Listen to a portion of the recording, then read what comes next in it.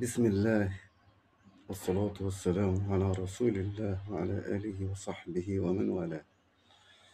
السلام عليكم ورحمة الله وبركاته.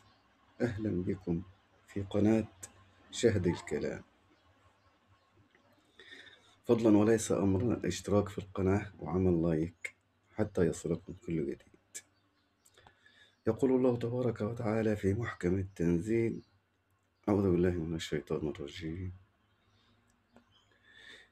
يا أيها الذين آمنوا إذا نودي للصلاة من يوم الجمعة فاسعوا إلى ذكر الله وذروا البيع، ذلكم خير لكم إن كنتم تعلمون.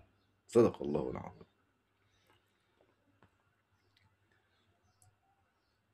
أكثروا من الصلاة والسلام على رسول الله في هذا اليوم العظيم. هذا اليوم هو العيد الأسبوعي للمسلمين، فيه صلاة الجمعة وهي فرض على الرجال. غفر الله لي ولكم ذنوبكم وأمد في أعماركم وأورثكم الجنة.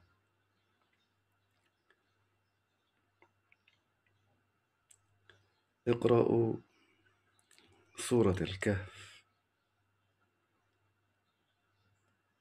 اقرأوا سورة الكهف فإن قراءتها سنة في هذا اليوم.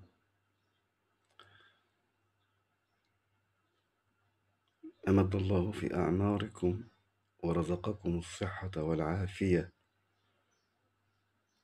ورزقنا ورزقكم الجنة عرفها لكم.